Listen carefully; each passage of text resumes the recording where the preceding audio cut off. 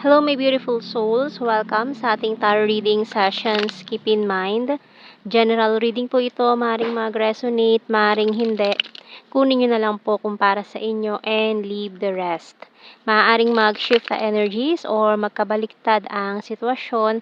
Kaya kayo na pong bahala kung saan kayo nakalugar sa reading natin. Okay? So, let's see.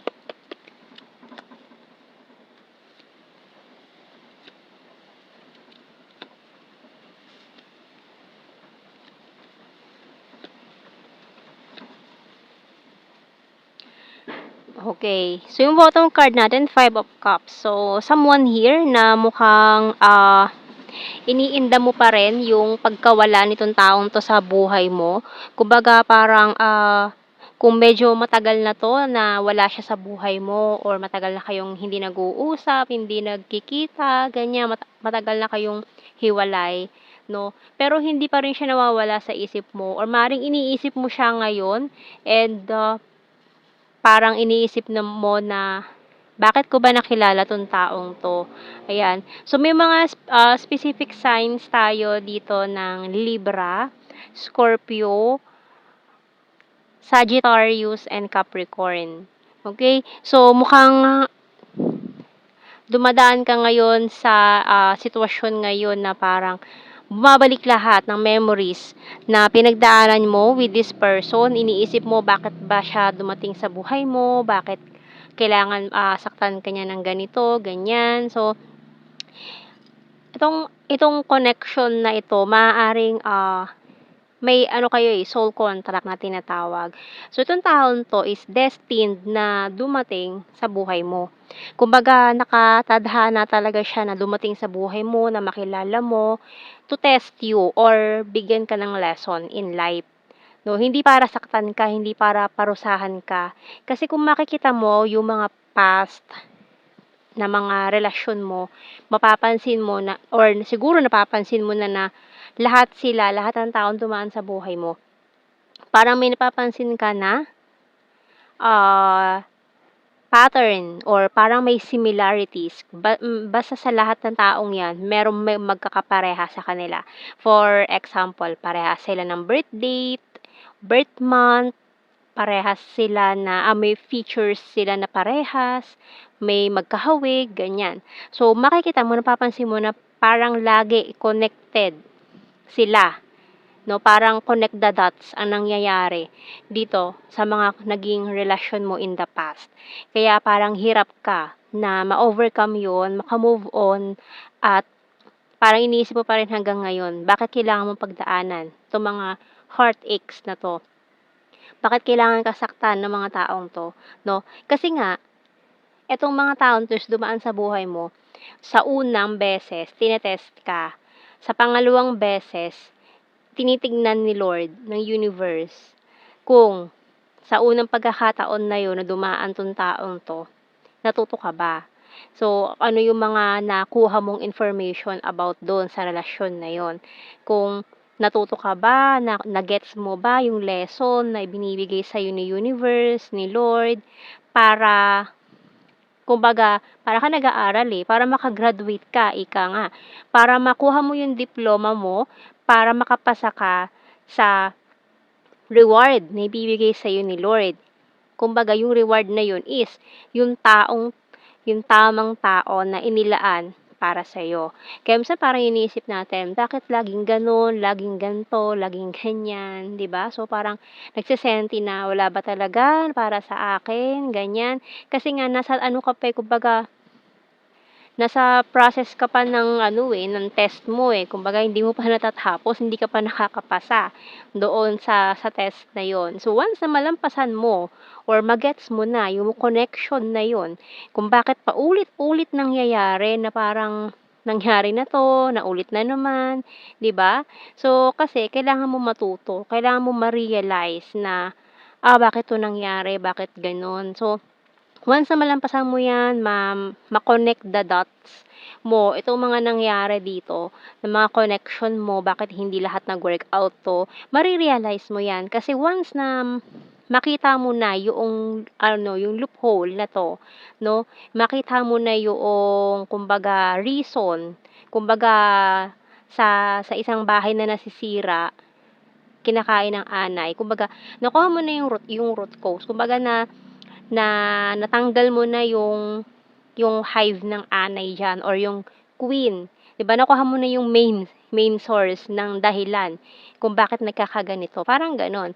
Once na magets mo na yun, maintindihan mo na, masolusyunan mo na, at sa susunod na may dumating na ganitong tao sa buhay mo, tatanggihan mo na siya. Stop. Kasi hindi ikaw yun. Hindi ikaw yung taong hinihintay ko. So, doon pa lang mai-stop mo na yung cycle na paulit-ulit na nangyayari sa buhay mo. And then, doon darating itong taong ipinagkaloob sa'yo ng Diyos. So, kaya paulit-ulit yan, death and rebirth, death and rebirth. Kumbaga, kasi same person lang 'yan na dumarating sa buhay mo, pero ibang katawan, ibang katauhan, pero siya pa rin 'yon, same person pa rin. Kumbaga tinetest ka, ang kulit mo ha, o sige bibigyan ulit kita ng panibagong test, tingnan natin kung malalampasan mo 'to. Magegets mo na ba na itong taong 'to is panggulo lang o hindi? Gano'n 'yon. So once na malampasan mo na, tanggihan mo na yung sunod na gano'n. Yung pagtrato sa'yo ng hindi maganda, yung mga binibigay nila sa'yo na breadcrumbs, ganyan. So, 'di ba? So, hindi consistent. So, kumbaga, kasi hinahayaan mo na itrato ka ng mga taong ito ng ganun lang, no? Kaya minsan parang inisip mo, mahal mo yung taong yan eh, kaya ito-tolerate mo yung ginagawa nila. So, once na ma-realize mo na alam mo na yung value mo, you know your worth, alam mo na hindi ka basta-basta lang na tao, kahit pa mapalalaki ka, mapababae ka, no, ano pang gender mo. Basta makita mo yung value mo, yung worth mo, kusang darating or maa-attract mo itong taong hinihintay mo. With this energy ng Page of Pentacles natin, very stable yan eh. Talagang, kumbaga nagsimula sa baba, hindi agad instant. Kumbaga, hindi instant millionaire, ganyan, 'di ba? Hindi instant food, ganyan, na makukuha mo ng madalian. Kumbaga, pinaghirapan. Hindi yan basta-basta masisira, hindi yan basta-basta mabubuwal. Kasi nga, malalim ang pundasyon na sinimulan mo or sisimulan mo with this person na darating sa buhay mo very soon. Okay? So, tingnan natin anong message ng ating Archangel sa'yo. Kasi parang you're reminiscing the past. Iniisip mo siya, namimiss mo siya, no? So we have here career transition by Archangel Chamuel.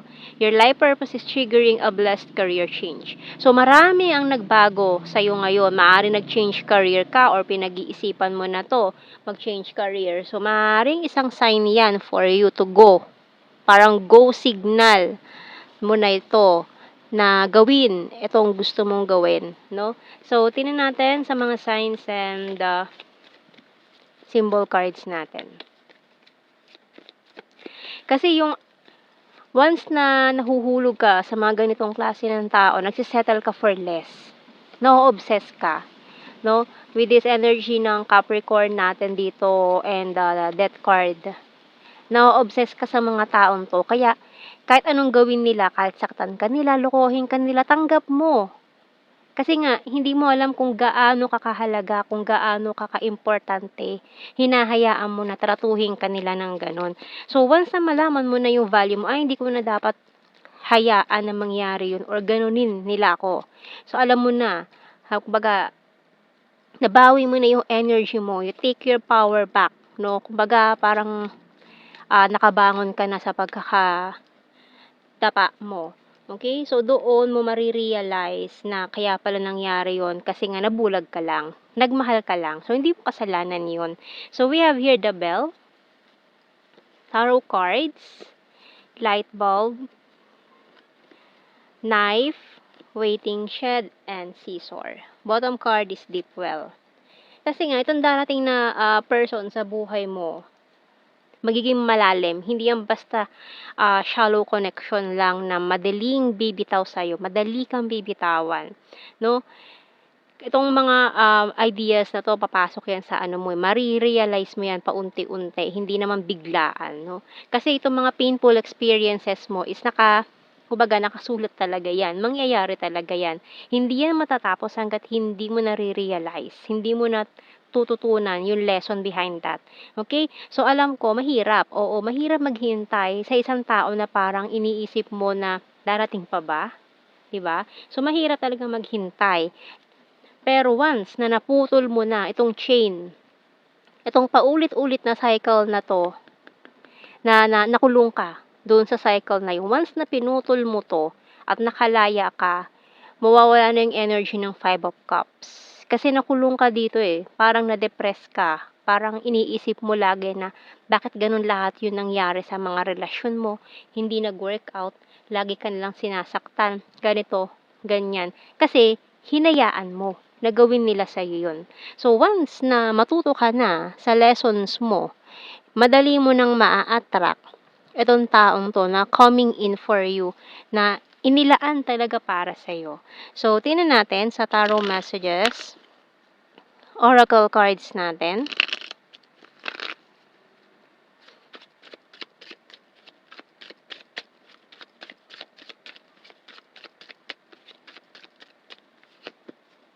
Willing to take the risk. So, ito na, kung willing ka ba mag-take ng risk for this new person coming in. Kasi itong taong 'to is talagang kaya ka na niyang panindigan once na natuto ka na sa lessons mo, sa mga pinagdaanan mo sa buhay.